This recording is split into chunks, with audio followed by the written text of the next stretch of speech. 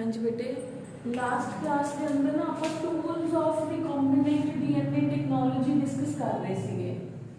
Tools of rDNA technology जिहदे अंदर बेटे आप कर रहे थे, आपने डिस्कस किया सीगा फर्स्ट डिस्कस किया सीगा passenger DNA vector and enzymes. ठीक है, फर्स्ट सीगा आपने एंजाइम्स की डिटेल की सीगी जिहदे अंदर आपने various enzymes used in technology discuss किए सीगे।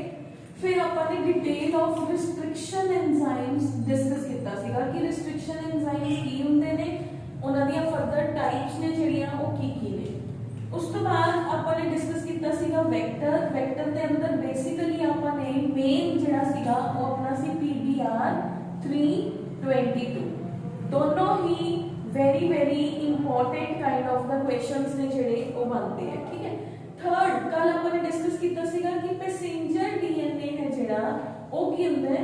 पैसेंजर डीएनए आपने क्या सीगा ओ डीएनए जिहड़ा आप वेक्टर के अंदर इंसर्ट करांगे उन्होंने आप पैसेंजर डीएनए कहते हैं। हुण बेटे रिकॉम्बिनेंट डीएनए टेक्नोलॉजी के अंदर जरूरी नहीं हैगा कि आप हमेशा वेक्टर्स ते एंजाइम्स की हेल्प ही लवांगे। सेकंड मेथड अपने को होता है वेक्टरलेस मेथड। ये तो हो गया रिकॉम्बिनेंट डीएनए तैयार करना है, अपन वेक्टर यूज करना पड़ेगा। By the use of the enzymes and vector upon rDNA recombinant DNA बना सकते हैं। सेकंड है अपने को वेक्टरलेस मेथड। ये बहुत ही घट यूज किया जाता है वेक्टरलेस मेथड। वेक्टरलेस मेथड अपने को की होता है जिहदे अंदर आप वेरियस टेक्निक्स यूज करांगे। टेक्निक्स में यूज करके आप दो मॉलिक्यूल्स नू इकट्ठा कर लांगे। ठीक है, फॉर एग्जांपल फर्स्ट है इलेक्ट्रोपोरेशन। हाँ जी बेटे, वेक्टरलेस मेथड के अंदर अपने को है इलेक्ट्रोपोरेशन। पिछली क्लासेस भी थोड़ा डिस्कस किया होगा, मैं लगता है मैं दोबारा दसदी हाँ। इलेक्ट्रोपोरेशन है। सेकंड है बेटे माइक्रो इंजेक्शन।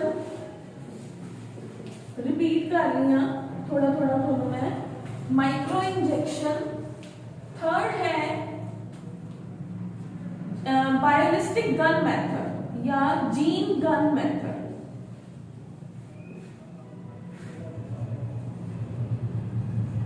फोर्थ है केमिकल मेथड।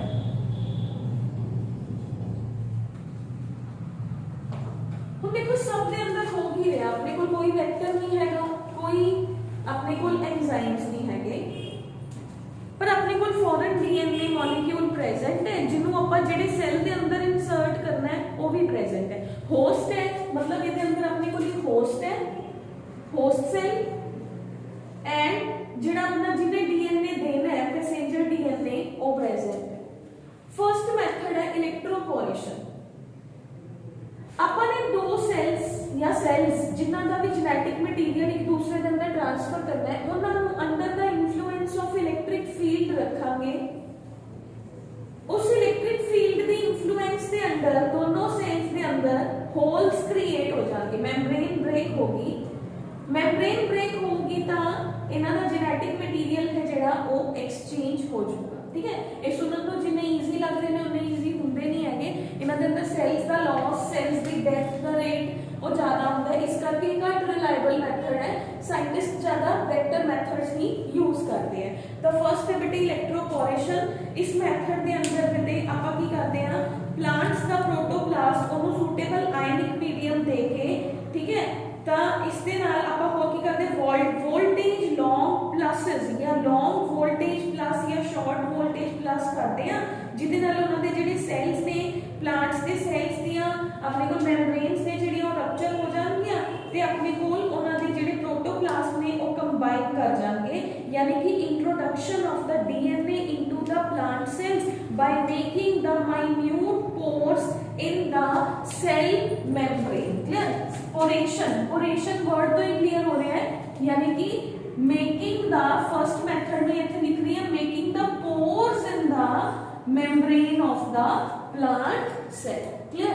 सेकंड मेथड है माइक्रो इंजेक्शन। ਇੱਥੇ ਲਿਖ ਰਹੀ ਹਾਂ ਮਾइक्रो इंजेक्शन आ सेल है आ माइक्रो इंजेक्शन है जिहदे अंदर आप अपना डीएनए ऑफ इंटरेस्ट ऐड करता हुण मैं इनू इहदे न्यूक्लियस के अंदर इंजेक्ट कर दूंगी ईजी मैथड है ठीक है बट अगेन सेल का डेथ रेट है जिहड़ा वो ज़्यादा भी हो सकता है तो in this method DNA solution is directly injected inside the cell using the capillary micropipettes या micro syringes यह टेक्निक एक्चुअली एनिमल सेल्स के अंदर ते प्लांट सेल्स के अंदर ਜਿਹੜਾ ਹੈ ਅਪਣਾਈ ਜਾਂਦੀ ਹੈ ਬਟ ਇਹਦੇ ਅੰਦਰ ਇਹ ਜਿਹੜਾ ਹੈ ਇਹਦੇ ਲਈ ਜਿਹੜਾ ਟੈਕਨੀਕਲ ਸਟਾਫ ਹੈ ਉਹਦੇ ਅੰਦਰ ਬਹੁਤ ਸਕਿੱਲਸ ਹੋਣੇ ਚਾਹੀਦੇ ਨੇ ਕਿਉਂਕਿ ਜਦੋਂ ਮਾਈਕਰੋ ਇੰਜੈਕਸ਼ਨ ਨੂੰ ਸੈੱਲ ਦੇ ਕੋਲ ਲੈ ਕੇ ਜਾਓਗੇ ਤਾਂ ਸੈੱਲ ਦਾ ਡੈਥ ਰੇਟ ਹੈ ਜਿਹੜਾ ਉਹ ਜ਼ਿਆਦਾ ਹੋ ਸਕਦਾ ਹੈ थर्ड है बेटे जीन गन मेथड इस मेथड के अंदर आप की करते हैं बेटे थर्ड मेथड है gene gun method third method I am writing here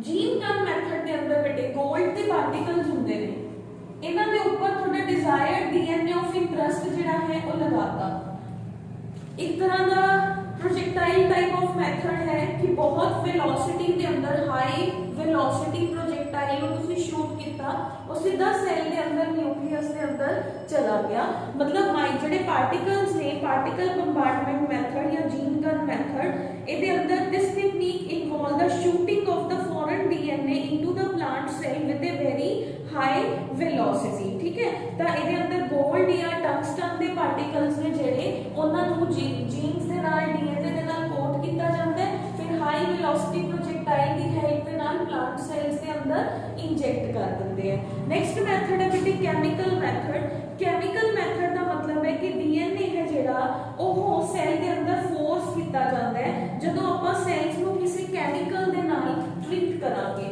fourth method के अंदर केमिकल यूज किया जाता है पीईजी पॉलीइथिलीन ग्लाइकॉल एक केमिकल है जिहदे नाल सेल्स नूं ट्रीट किया सेल्स के अंदर होल्स क्रिएट होंगे ते उन्हां दा प्रोटोप्लास्ट है जिहड़ा ओह ट्रांसफर कर दिंदे हैं तो these are the vector-less methods used to make the recombinant DNA molecule. Clear है बेटे? तो यही अपना एक है that is the transformation with the vector-less method. ठीक है? हुन अपने को है बेटे next article जो कि बहुत important है and chapter का almost last article है. ठीक है? तो last article के अंदर अपने को की है बेटे in the last article आप एक मेजर टेक्निक पढ़ांगे इस चैप्टर के अंदर that is the PCR but उस तो पहले आप टेक्निक वाल चलते हैं that is the process of recombinant DNA technology हुन अपने को recombinant molecule तो तैयार हो गया हुन आप शुरू तो देखना है भी recombinant DNA molecule बनाने लई की कर सकते हैं processing या processes of recombinant DNA technology processes of recombinant DNA technology ਹੁਣ देखो प्रोसेस का की मतलब है recombinant molecule बनाया क्यों सीगा अपन यही देर का डिस्कस कर रहे हैं मेरी रिकॉम्बिनेंट डीएनए मॉलिक्यूल बन रहे हैं तुसी बना क्यों रहे हो रिकॉम्बिनेंट तो अपन को पता तो चलना चाहिए ना फर्स्ट आप बिल्कुल बिगिनिंग तो चलते हैं फर्स्ट ਇਹਦੇ ਅੰਦਰ ਹੈ ਪ੍ਰੋਸੈਸ ਦੇ ਅੰਦਰ ਆਪਾਂ ਇਹਦੇ ਅੰਦਰ ਰਿਕॉम्बिनेंट ਬਣਾਵਾਂਗੇ ਵੀ ਉਹਦਾ ਯੂਜ਼ ਵੀ ਦੱਸਾਂਗੇ ਠੀਕ ਹੈ तो फर्स्ट स्टेप है that is the recombinant DNA technology involves the several steps ठीक है ये ਜਿਹੜੇ स्टेप्स ने ਉਹ ਕਿਹੜੇ ਨੇ फर्स्ट है मेरे ਕੋਲ isolation of genetic material isolation of genetic material का मतलब की सब तो पहले अपने कोल मैं बिगनिंग तो पहले दसिया भी होया एक बार फिर देखते हैं सब तो पहले मेरे को प्लांट है या एनिमल है कुछ भी है ठीक है आप ह्यूमन मान लेते हैं क्योंकि ईजी हो जाएगा आप ब्लड ले लेंगे जे प्लांट लोगे तो प्लांट्स के टिश्यूज लेने पैणगे मतलब मोटिव की है सैल के अंदरों के डीएनए को एक्सट्रैक्ट आउट करना मतलब मेरे को एक ऑर्गेनिज्म है ह्यूमन है लगा लो मैं एक बॉडी चो ब्लड लिया या मेरे को प्लांट है प्लांट की बॉडी चो टिश्यूज पत्ता या कोई भी टिश्यूज ने जेडे वो ले ले, मेन मकसद की है डीएनए कढ़ना। मैं वेरियस एंजाइम्स प्लांट वाले केस च प्लांट वाले एंजाइम्स यूज करेंगे, एक दो एंजाइम्स का डिफरेंस होता है बस, ठीक है। एनिमल वाले केस च एनिमल वाले एंजाइम्स यूज करोगे। फाइनल मोटिव की है डीएनए नु एक्सट्रैक्ट आउट करना, ठीक है। लाइसिंग एंजाइम्स यूज किते ते मैं ब्लड चो डीएनए एक्सट्रैक्ट आउट कर लिया। सब तो फर्स्ट की है कि डीएनए या आरएनए जो भी किसी ऑर्गेनिज्म जिहदे ऊपर तुसी एक्सपेरिमेंट कर रहे हो ਉਹਦਾ जेनेटिक मटीरियल आइसोलेट करना जरूरी है, ठीक है। तुसी उस जो भी बैक्टीरिया जो भी प्लांट जो भी चीज यूज कर रहे हो, सब तो पहले तुसी ओदी बॉडी ਨੂੰ एंजाइम्स ਦੇ ਨਾਲ ट्रीट कराओगे। ओदी बॉडी ਦਾ जो भी तुसी सैंपल लिया है ਉਹਦੇ ਚੋਂ डीएनए ਨੂੰ प्यूरीफाई करोगे। ਹੁਣ ਆਪਣੇ ਕੋਲ डीएनए है ਜਿਹੜਾ फाइनली ਉਹ ਤਿਆਰ ਹੋ ਕੇ ਆ ਗਿਆ। ਇਹਦੇ ਅੰਦਰ ਹੁੰਦਾ ਕੀ ਹੈ, ਸਭ ਤੋਂ ਪਹਿਲੇ ਆਪਾਂ ਨੇ बैक्टीरियल ਸੈੱਲ ਲਿਆ, ਉਹਦੀ ਮੈਂਬ੍ਰੇਨ ਹੈ ਜਿਹੜੀ ਉਹਨੂੰ ਲਾਈਸੋਜ਼ਾਈਮਸ ਦੇ ਨਾਲ ट्रीट कराते हो, फिर ਉਹਦੇ ਅੰਦਰੋਂ ਦੀ डीएनए ਨੂੰ प्यूरीफाई करते हो, फिर ਉਸ ਤੋਂ ਬਾਅਦ ਉਹਨੂੰ फाइनली इथेनॉल ਦੇ ਅੰਦਰ स्टोर कर देते हो। Ethanol is for the storage, ठीक है। तो अपने डीएनए है जिहड़ा वो अपना आइसोलेट होके आ गया, क्लियर। अपने एंजाइम्स यूज किते, अपने कोल डीएनए है जिहड़ा वो तैयार होके आ गया। सेकंड स्टेप की है बेटे अपने कोल in the recombinant DNA technology दे अंदर cutting of this DNA at the specific locations, ठीक है। अपने cutting of DNA at specific locations। ये आपको पता ही है।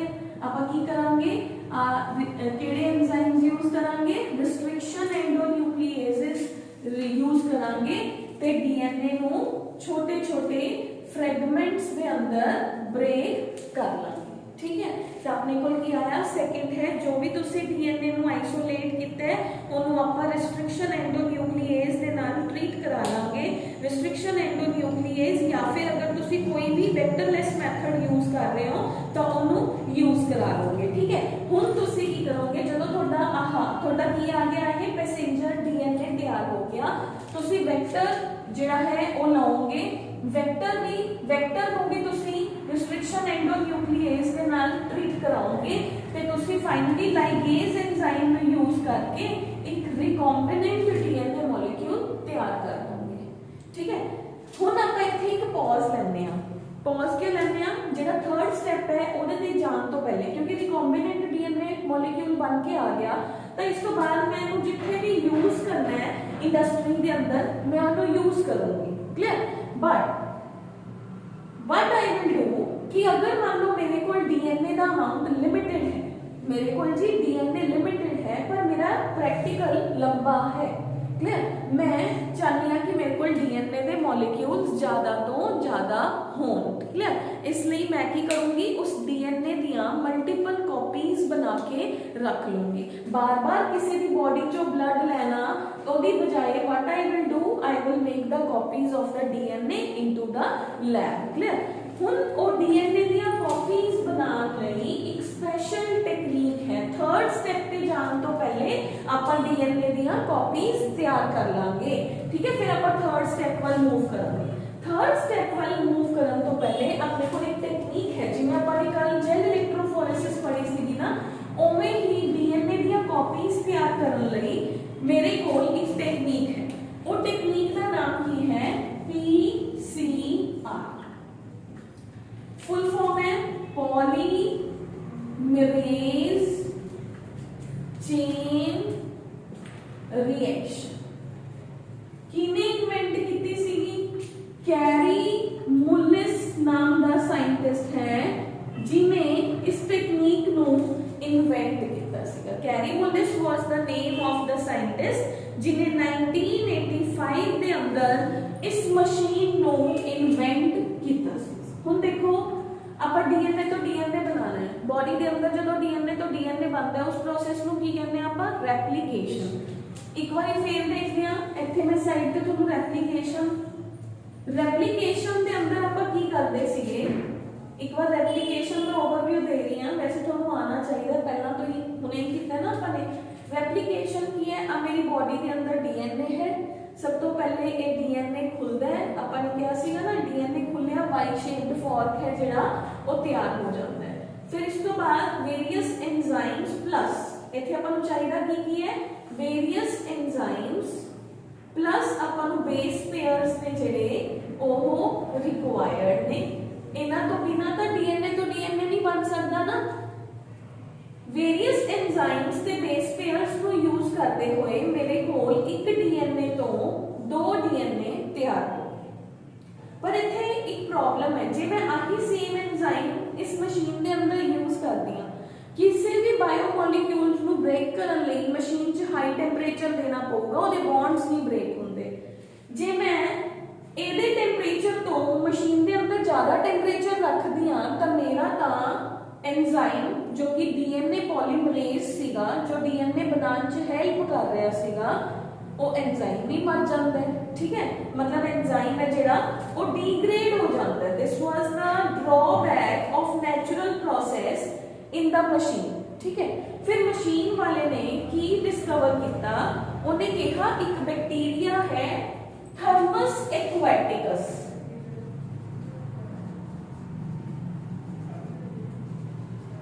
थर्मस एक्वाटिकस की बॉडी के अंदर जिहड़ा पॉलीमरेज है वो हाई टेंपरेचर पे जिंदा रह सकता है, मरता नहीं है। क्यों? क्योंकि ये बैक्टीरिया गर्म स्थानां ते गर्म जगह ते पाया जाता है। तुसीं +1 च पढ़िया सीगा थर्मो एसिडोफिल्स जिहड़े हाई टेंपरेचर ते हाई एसिडिटी दे अंदर रह सकन। तो अपने कोल थर्मस एक्वाटिकस ओदा नाम है, इहनूं आपां शॉर्ट फॉर्म च लिखदे हां टैग पॉलीमरेज। टैग पॉलीमरेज का मतलब की है ओह एंजाइम जो कि थर्मस एक्वाटिकस की बॉडी चो आया है, फिर वो काम की कर रहा है, वो डीएनए पॉलीमरेज का काम कर रहा है। क्लियर? अपनी सारिया प्रॉब्लम्स सॉल्व हो गई। ठीक है, हुण आपां मशीन वाल आने आ। मशीन नूं इस साइंटिस्ट ने तैयार किया कि मैं मेरे कोल एक मॉलिक्यूल ऑफ डीएनए है, मैं इस मशीन के अंदर आर्टिफिशियली बेस पेयर्स ऐड करना, बेस पेयर्स एंजाइम्स ते आरएनए प्राइमर मैं इस मशीन के अंदर ऐड कर देना। आही रिक्वायरमेंट्स होंदियां ने ना डीएनए तो डीएनए बनने लई। मैं सब कुछ मशीन के अंदर एक छोटी सी ट्यूब है, मैं उस ट्यूब के अंदर बेस पेयर्स भी पाते, मैं मशीन ट्यूब के अंदर एंजाइम्स भी पाते, मैं आरएनए पॉलीमरेज भी पाता, मैं अपना डीएनए ऑफ इंटरेस्ट भी पाता। मशीन को ऑन करता, मशीन की करती है ये सारा कुछ यूज करके ये कैलकुलेशंस होंदियां ने कि तुसी कितनी कॉपीज ऑफ डीएनए बनाना है, उन्हें बेस पेयर पाओ, फालतू पाने की लोड़ नहीं, महंगिया चीज़ां ने, है ना। ये कैलकुलेट करते हैं लैब के अंदर बच्चे। ठीक है, बेस पेयर्स कितने पाने हैं, एंजाइम कितना होना चाहिए, आरएनए प्राइमर है जिहड़ा ओदी मैं कितनी क्वांटिटी ऐड करूंगा। हुण मेरे को एक डीएनए तो मान लो मैं 100 डीएनए बनाने हैं, तो ये मशीन अपना टाइम दस दूंगी कि मैं 2 घंटे 3 घंटे 4 घंटे के अंदर 100 डीएनए दी कॉपीज तैयार कर दूंगी। ये मशीन पहले एक साइकिल चलाती है, एक डीएनए तो 2 डीएनए बन जाते हैं इस समान को यूज करके। फिर दूसरा साइकिल चलता है, 2 तो 4 डीएनए बन जाते हैं। फिर तीसरा साइकिल एवं करके 100 साइकिल्स चलणगे, और जिन्नी तक अपने 100 डीएनए नहीं बननगे उन्ने साइकिल्स मशीन के अंदर चलते रहेंगे। हुण मशीन के अंदर प्रोसेस है, इस प्रोसेस को कैरी मुलिस ने 3 भागों के अंदर डिवाइड करता। और 3 पार्ट्स केड़े-केड़े? फर्स्ट पार्ट है बेटे, फर्स्ट पार्ट है डीनेचुरेशन। डीनेचुरेशन, डीनेचर वर्ड का मतलब कि उनके बॉन्ड्स ब्रेक करना। आ मेरे को डीएनए है, आ डीएनए के अंदर बॉन्ड्स ने, मेरी मशीन फर्स्ट स्टेप के अंदर की करती है, मशीन का टेंपरेचर 90 to 95 डिग्री सेंटीग्रेड चक दिंदी है, जिहदे नाल ये दोनों स्ट्रैंड्स आपस में सेपरेट हो जाएंगे। This is 3 to 5 and this is 5 to 3।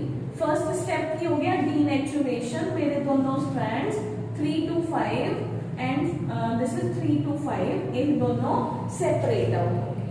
ठीक है, सेकेंड स्टेप होता है एनीलिंग। एनीलिंग दे अंदर जो अपन ने आरएनए प्राइमर ऐड किया सीगा, ये आरएनए प्राइमर 3' एंड दे ऊपर जाके लग जाता। This is RNA primer, this is RNA clear. And अपने को की होगा एनीलिंग के अंदर जो आरएनए प्राइमर लग गया तो टेंपरेचर है जेड़ा वो 40 तो लेके 60 डिग्री तक जेड़ा टेंपरेचर है वो हो जाएगा। The temperature will fall between 40 to 60 degree clear. हुन मेरा है एक्सटेंशन। एक्सटेंशन वर्ड का मतलब की है कि जेड़ा मेरा पॉलीमरेज है, टैग पॉलीमरेज, वो प्राइमर दे नाल लगूगा, प्राइमर हट जाऊगा। यही कितना सी ना ਆਪਾਂ डीएनए रेप्लिकेशन दे अंदर कि ਜਦੋਂ मेरा पॉलीमरेज लगदा है ਤਾਂ मेरा प्राइमर हट ਜਾਂਦਾ है। पॉलीमरेज टैग पॉलीमरेज लग गया, प्राइमर है ਜਿਹੜਾ ਉਹ हट गया, इथों दी भी हट गया प्राइमर। टैग पॉलीमरेज ਜਿਹੜਾ है ਉਹਨੇ ਚੇਨ ਨੂੰ ਰੀਡ ਕਰਨਾ ਸ਼ੁਰੂ ਕਰਤਾ। ਹੁਣ ਉਹ ਜਿਹੜਾ ਸੋਲੂਸ਼ਨ ਸੀ ਉਹਦੇ ਅੰਦਰ ਬੇਸ ਪੇਅਰਸ ਪ੍ਰੈਜ਼ੈਂਟ ਸੀਗੇ, ਉਹ ਬੇਸ ਪੇਅਰ ਚੱਕਦਾ ਰਹਿੰਦਾ। ਇਹਦੇ ਸਾਹਮਣੇ ਟੀ, ਜੀ ਦੇ ਸਾਹਮਣੇ ਸੀ, ਇਹਦੇ ਸਾਹਮਣੇ ਟੀ, ਟੀ ਦੇ ਸਾਹਮਣੇ ਜੀ, ਟੀ ਦੇ ਸਾਹਮਣੇ ਏ, ਸੀ ਦੇ ਸਾਹਮਣੇ ਜੀ ਐਡ ਆਨ ਕਰਦਾ ਰਹਿੰਦਾ ਤੇ ਮੇਰੇ ਕੋਲ ਇੱਕ ਡੀਐਨਏ ਤੋਂ ਦੋ ਡੀਐਨਏ ਇਨ ਦਾ ਐਂਡ ਤਿਆਰ ਹੋ ਜਾਂਦੇ हैं। मान लो मैं 100 डीएनए बनाने हैं, फिर ये मशीन इथे स्टॉप करके second cycle of DNA replication start करती है। It will go for the second cycle of the DNA replication. एक बार फिर देखते हैं बेटे, polymerase chain reaction is a technique of synthesizing multiple copies of DNA into the lab। Carry मुलिस scientist का नाम सीगा। इन 1985 उन्हें डीएनए मॉलिक्यूल नु हाई टेंपरेचर ते डीनेचर करके polymerase enzyme, tag polymerase enzyme use करके डीएनए दियां मल्टीपल कॉपीज तैयार कर लिया। हुन इस प्रोसेस ਲਈ ਆਪਾਂ ਨੂੰ ਚਾਹੀਦਾ ਕੀ ਹੈ, ਇੱਕ ਤਾਂ ਤੁਹਾਨੂੰ डीएनए ਦਾ ਟੈਂਪਲੇਟ ਚਾਹੀਦਾ ਹੈ ਜਿਹਨੂੰ ਤੁਸੀਂ ਮਲਟੀਪਲਾਈ ਕਰਾਉਣਾ ਹੈ। ਉਸ ਤੋਂ ਬਾਅਦ ਤੁਹਾਨੂੰ ਆਰਐਨਏ ਪ੍ਰਾਈਮਰ ਦੇ ਮੋਲੀਕਿਊਲਸ ਚਾਹੀਦੇ ਨੇ ਤੇ ਆਪਾਂ ਨੂੰ ਟੈਗ ਪੋਲੀਮਰੇਜ਼ ਚਾਹੀਦਾ ਹੈ ਕਿਉਂਕਿ ਉਹ ਇੰਨੇ ਹਾਈ ਟੈਂਪਰੇਚਰ ਦੇ ਉੱਪਰ ਸਟੇਬਲ ਹੋਊਗਾ। ਵਰਕਿੰਗ ਆਫ ਦਾ ਮਸ਼ੀਨ ਹੈ ਜਿਹੜੀ ਉਹ ਪਹਿਲਾਂ ਇਨੀਸ਼ੀਅਲੀ ਮਸ਼ੀਨ ਦਾ ਟੈਂਪਰੇਚਰ ਹੈ ਜਿਹੜਾ ਉਹ 90 टू 95 चला जाता है, एप्रोप्रिएट 94 डिग्री टेंपरेचर तक चला जाता है। इस टेंपरेचर पे सब तो पहले फर्स्ट स्टेप होता है डीनेचुरेशन, जिसके अंदर दोनों स्ट्रैंड्स के जेड़े इतने हाई टेंपरेचर पे सेपरेट आउट हो जाएंगे। सेकंड स्टेप है एनीलिंग, जेड़ा कि 40 तो 60 डिग्री का टेंपरेचर चाहिए। इस स्टेप के अंदर जेड़ा आरएनए प्राइमर है वो उत्थे जाके बाइंड करदा है 3' एंड पे। थर्ड स्टेप के अंदर एक्सटेंशन है, जेड़ा अपना टैग पॉलीमरेज है उत्थे जाके बाइंड करता है with the help of magnesium 2 positive ion. वो भी आप पहले ऐड करांगे with the help of magnesium 2 positive ions at the temperature will be 72 degree centigrade. अपने कोल जेड़े बेस पेयर्स ने वो ऐड ऑन होने शुरू हो जाएंगे ते एक डीएनए तो दो डीएनए ने जेड़े वो तैयार हो जाएंगे। तुसी जिन्ने डीएनए बनाना चाहते हो तुसी उन्ने मॉलिक्यूल्स ऑफ डीएनए क्रिएट कर सकते हो। That was said by the scientist carry मुलिस। That is the principle of the machine PCR. ठीक है, पीसीआर मशीन की कहती है, पीसीआर मशीन कहती है कि तुसी अपने डीएनए दी कॉपीज बना के रख सकते हो। क्लियर है बेटे? ओके, तो अपन पीसीआर क्लियर हो गया। पीसीआर कैरी मुलिस ने दिता सी 1985 के अंदर। Very very very important question according to 1 marks या तो मल्टीपल चॉइस के अंदर। टेंपरेचर को रट्टा मार लो। फर्स्ट स्टेप के अंदर कितना टेंपरेचर है, सेकंड स्टेप के अंदर कितना टेंपरेचर होता है, थर्ड स्टेप के अंदर कितना टेंपरेचर है। डीएनए को मल्टीप्लाई कराने दी रिक्वायरमेंट्स में जड़ियां वो की हुंदियां ने। बैक्टीरिया का नाम की है थर्मस एक्वेटिकस। एदी प्रॉपर्टी की हुंदी है कि आपां एदा ही पॉलीमरेज क्यों यूज किया। क्लियर है बेटे? ओके, नेक्स्ट अपने कोल है बेटे नेक्स्ट स्टेप। हुण आपां फिर चलदे हां processes of recombinant DNA technology पर। Come to the third point. एक बार फिर थोड़ा समराइज कराना। आपने की कितना सीगा लास्ट स्टेप्स के अंदर। फर्स्ट स्टेप कितना process of recombinant DNA technology के अंदर isolation of genetic material. First step was isolation of genetic material.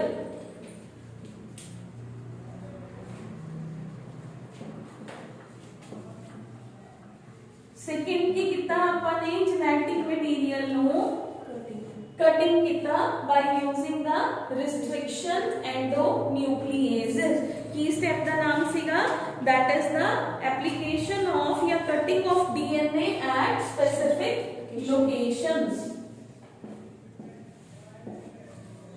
Cutting of DNA at specific locations मतलब अपने रिस्ट्रिक्शन एंडोन्यूक्लिएजेस यूज कीते ਤੇ डीएनए ਨੂੰ स्पेसिफिक लोकेशंस ਤੇ ਕੱਟ ਕਰਾ ਕੇ ਫ੍ਰੈਗਮੈਂਟਸ ਤਿਆਰ ਕਰ. ਕਲੀਅਰ ਹੈ ਬੇਟੇ. ਹੁਣ ਆਪਾਂ ਉਸ डीएनए ਨੂੰ ਮਲਟੀਪਲਾਈ ਵੀ ਕਰਾ ਲਿਆ. ਆਪਾਂ ਨੇ ਕਿਹਾ ਬਈ ਅਸੀਂ ਤਾਂ ਕੈਰੀਬੁਲਿਸ ਸਾਇੰਟਿਸਟ ਕਹਿੰਦਾ ਹੈ ਵੀ ਸਾਡੇ ਕੋਲ डीएनए ਘੱਟ ਹੈ, ਤੁਸੀਂ ਇਸ डीएनए ਨੂੰ स्पेसिफिक लोकेशंस ਤੇ ਕੱਟ ਕਰਾ ਕੇ ਮਲਟੀਪਲਾਈ ਕਰਾ ਕੇ ਰੱਖ ਲਓ. ਮਲਟੀਪਲਾਈ ਕਰਾਉਣ ਲਈ ਮੈਂ ਕੀ ਯੂਜ਼ ਕੀਤਾ? ਪੀਸੀਆਰ ਮਸ਼ੀਨ ਯੂਜ਼ ਕਰ. ਹੁਣ ਮੇਰੇ ਕੋਲ ਪਲੈਂਟੀ ਆਫ डीएनए हो गया. मैं जितने साल मर्जी एक्सपेरिमेंट करी जावा, जितनी देर मर्जी करी जावा, मैं उस डीएनए को प्रिजर्व करके रख लूंगी. ठीक है. हुण मैं थर्ड स्टेप की करूंगी.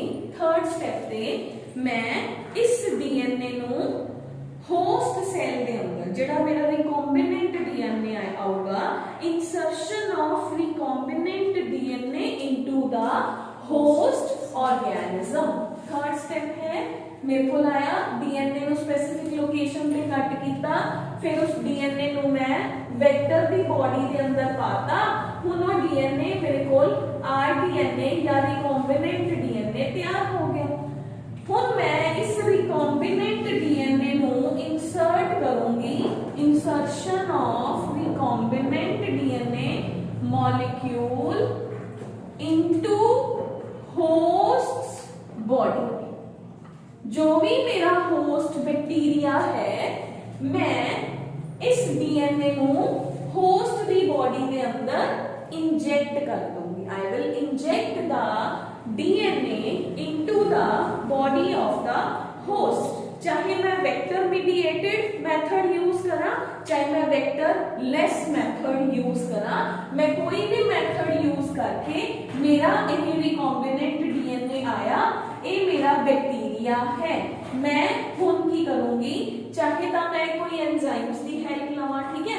हुण मैं इस मॉलिक्यूल नो इस बैक्टीरिया की बॉडी के अंदर इंसर्ट करा दूंगी. That is the insertion of the DNA into the body of the host. Several techniques are there, vector mediated or vectorless methods are there to introduce the ligated DNA into the recipient cells.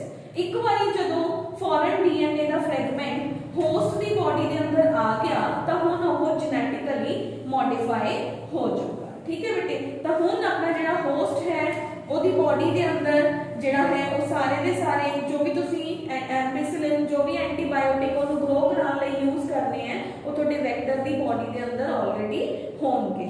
हुण अपने कोल final step है. हुण आपां ने जिहड़ा तैयार कीता आपां इहनू एवें तां नहीं तैयार कीता ना. लास्ट च आपां ने की करना है? Obtaining the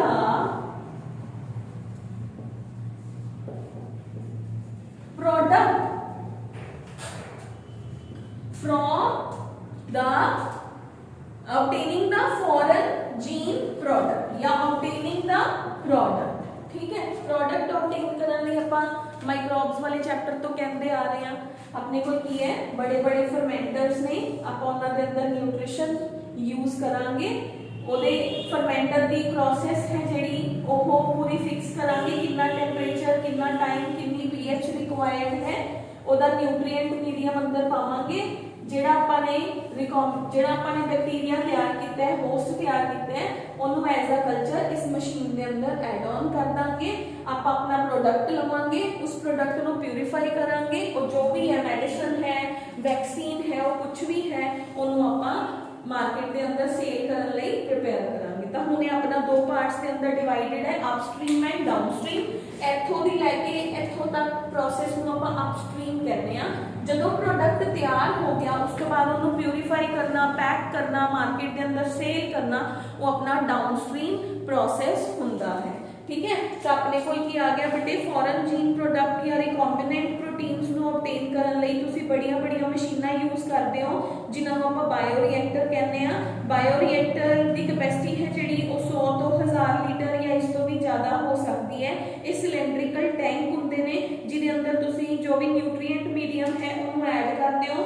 along with that ਤੁਸੀਂ ਆਕਸੀਜਨ, ਐਜੀਟੇਸ਼ਨ, ਟੈਂਪਰੇਚਰ, ਪੀਐਚ ਸਭ ਕੁਝ ਕੰਟਰੋਲ ਕਰਦੇ ਹੋ। ਠੀਕ ਹੈ। ਕੰਟਰੋਲ ਕਰਨ ਤੋਂ ਬਾਅਦ ਤੁਸੀਂ ਆਪਣਾ ਜੋ ਵੀ ਤੁਹਾਡਾ ਡਿਜ਼ਾਇਰਡ ਬੈਕਟੀਰੀਆ ਹੈ ਉਹਦੇ ਅੰਦਰ ਪਾ ਦਿੰਦੇ ਹੋ ਤੇ ਤੁਹਾਡਾ ਜਿਹੜਾ ਬੈਕਟੀਰੀਆ ਹੈ ਉਹ ਆਪਣਾ ਪ੍ਰੋਡਕਟ ਦੇਣਾ ਉਹਦੇ ਅੰਦਰ ਸਟਾਰਟ ਕਰ ਦਿੰਦਾ ਹੈ। ਪ੍ਰੋਡਕਟ ਆਬਟੇਨ ਕਰਨ ਤੋਂ ਬਾਅਦ ਤੁਸੀਂ ਡਾਊਨਸਟ੍ਰੀਮ ਪ੍ਰੋਸੈਸਿੰਗ ਕਰਦੇ ਹੋ। ਡਾਊਨਸਟ੍ਰੀਮ ਪ੍ਰੋਸੈਸਿੰਗ ਦੇ ਅੰਦਰ ਉਸ ਪ੍ਰੋਡਕਟ ਨੂੰ ਪਿਊਰੀਫਾਈ ਕਰਨਾ, ਮਾਰਕੀਟ ਸਟੈਂਡਰਡਸ ਦੇ ਅਕੋਰਡਿੰਗ ਲੈ ਕੇ ਆਣਾ, ਉਸ ਪ੍ਰੋਡਕਟ ਨੂੰ ਪੈਕ ਕਰਨਾ, ਉਹ ਸਾਰੇ ਸਟੈਪਸ ਤੁਹਾਡੇ ਉਹਦੇ ਅੰਦਰ ਹੀ ਆਉਂਦੇ ਹੈ। ਜਿਹੜਾ ਇਹ ਮਸ਼ੀਨ ਹੈ ਇਹਨੂੰ ਆਪਾਂ ਬਾਇਓ ਰਿਐਕਟਰ ਕਹਿੰਦੇ ਆ। ਬਾਇਓ ਰਿਐਕਟਰ ਦੋ ਤਰ੍ਹਾਂ ਦੇ ਹੁੰਦੇ ਨੇ, ਸਟਰਡ ਟੈਂਕ ਹੁੰਦੇ ਜਿਹਦੇ ਸੈਂਟਰ ਦੇ ਅੰਦਰ ਸ਼ਾਫਟ ਲੱਗਿਆ ਹੋਵੇ। ਮੈਂ ਮਾਈਕਰੋਬਸ ਵਾਲੇ ਚੈਪਟਰ 'ਚ ਵੀ ਦੱਸਿਆ ਸੀਗਾ, ਜਿਹਦੇ ਸੈਂਟਰ 'ਚ ਸ਼ਾਫਟ ਹੈ, ਉਹ ਸ਼ਾਫਟ ਹੌਲੀ ਹੌਲੀ ਰੋਟੇਟ ਕਰ ਰਿਹਾ ਹੈ ਤੇ ਆਪਣਾ ਪ੍ਰੋਡਕਟ ਤਿਆਰ ਕਰ ਰਿਹਾ ਹੈ। ਉਹਨੂੰ ਕਹਿੰਦੇ ਆ ਜਿਹੜਾ ਹੈ ਸ਼ਾਫਟ ਟੈਂਕ ਵਾਲਾ। ਠੀਕ ਹੈ, ਸਟਰਡ ਟੈਂਕ ਜਿਹਨੂੰ ਆਪਾਂ ਕਹਿੰਦੇ ਆ।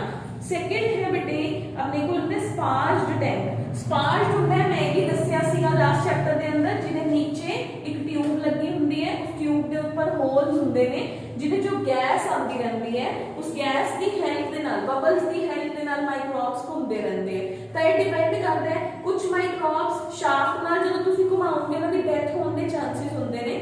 ਆਪਾਂ ਇੰਨੀ ਮੁਸ਼ਕਿਲ ਨਾਲ ਰਿਕੰਬੀਨੈਂਟ ਮੋਲੀਕਿਊਲ ਤਿਆਰ ਕੀਤਾ, ਆਪਾਂ ਉਹਨੂੰ ਮਾਰਨ ਲਈ ਥੋੜੀ ਤਿਆਰ ਕੀਤਾ ਹੈ। ਤਾਂ ਅਗਰ ਉਹ ਇਸ ਮਸ਼ੀਨ ਦੇ ਅੰਦਰ ਉਹਦੀ ਡੈਥ ਹੁੰਦੀ ਹੈ ਤਾਂ ਆਪਾਂ ਇਹ ਵਾਲੀ ਮਸ਼ੀਨ ਯੂਜ਼ ਕਰਾਂਗੇ ਤਾਂ ਕਿ ਉਹ ਬਿਨਾ ਰੋਟਰ ਤੋਂ ਜਿਹੜਾ ਮਸ਼ੀਨ ਹੈ ਉਹ ਘੁੰਮੇ ਤੇ ਉਹ ਆਪਣਾ ਪ੍ਰੋਡਕਟ ਹੈ ਜਿਹੜਾ ਉਹ ਦੇ। ਇੱਕ ਵਾਰ ਫਿਰ ਦੇਖੋ, ਬਾਇਓ ਰਿਐਕਟਰ ਇੱਕ ਮਸ਼ੀਨ ਹੈ ਜਿਹਦੇ ਅੰਦਰ ਆਪਾਂ ਆਪਣਾ ਹੋਸਟ ਡੀਐਨਏ ਮੋਲੀਕਿਊਲ ਜਿਹੜਾ ਆਪਣਾ ਵੈਕਟਰ ਜਿਹੜਾ ਆਪਣਾ ਆਰਡੀਐਨਏ ਮੋਲੀਕਿਊਲ ਹੈ ਉਹਨੂੰ ਐਡ ਕਰਾਂਗੇ, ਮੀਡੀਅਮ ਪ੍ਰੋਵਾਈਡ ਕਰਾਂਗੇ, ਮਸ਼ੀਨ ਦੇ ਅੰਦਰ proper oxygen, temperature, pH set ਕਰਾਂਗੇ, ਪ੍ਰੋਡਕਟ ਆਉਣਾ ਸ਼ੁਰੂ ਹੋ ਜਾਊਗਾ। ਰਿਸਰਚ ਤੋਂ ਲੈ ਕੇ ਪ੍ਰੋਡਕਟ ਬਣਨ ਤੱਕ ਦੀ ਸਟੈਪ ਨੂੰ ਅਪਸਟ੍ਰੀਮ ਪ੍ਰੋਸੈਸ ਕਹਿੰਦੇ ਆ ਬਾਇਓ ਰਿਐਕਟਰ ਦੇ ਕੇਸ 'ਚ। that is called as upstream process। Product obtain ਕਰਨ ਤੋਂ ਬਾਅਦ ਉਹਨੂੰ ਮਾਰਕੀਟ 'ਚ ਸੇਲ ਕਰਨਾ, ਪਿਊਰੀਫਾਈ ਕਰਨਾ, ਪੈਕ ਕਰਨਾ, ਮਾਰਕੀਟਿੰਗ ਸਟ੍ਰੈਟਜੀਜ਼ ਲਗਾना, that is called as downstream process। clear है बेटे? यही अपना चैप्टर सीगा। that's all about your chapter first। मैं 4 ही लेक्चर्स करे सी, मैनू लग्या सीगा भी 5 लेक्चर्स लग जाएंगे, बट होप सो अपना 4 लेक्चर्स ही कवर हो गया। नैक्सट चैप्टर में भी अपने 3 to 4 लेक्चर्स ही लगेंगे। ठीक है बेटे? तो हम बेटे तुम अपना टेस्ट है जो प्रिपेयर करना शुरू कर दो।